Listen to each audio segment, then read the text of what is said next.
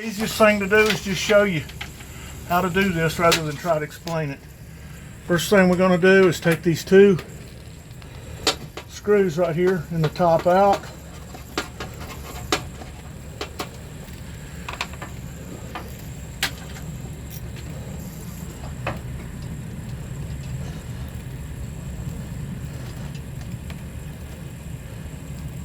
Flip this open. Got one nut right here that holds the fuel line on. We're going to break it loose. Little knurled nut behind that holds the gun in. We're going to break it loose.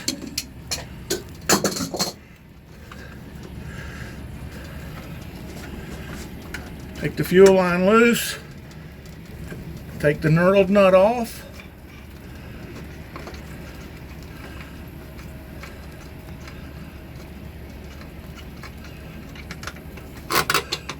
Gonna pull what's called the gun out. It's got the electrodes, nozzle. The nozzle is what we're talking about changing.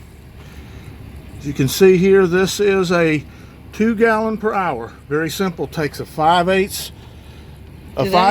takes a 5/8 wrench, break it loose, screw it out, screw the other one in. All right, we're gonna put it back in. Same thing. Take it through there. Bring it through the hole. Where did I lose the knurled nut? I dropped it somewhere. Right here. Where? Right here. Okay. Knurled nut back on first. Notice the flat side of it's up against the burner housing itself.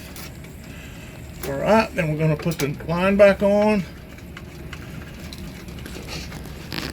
I can't see anything but your hands. Going to tighten them both down.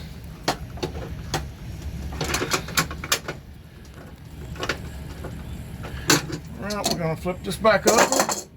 Just make sure these two springs end up touching these two electrodes. Put the screws back in it. All done.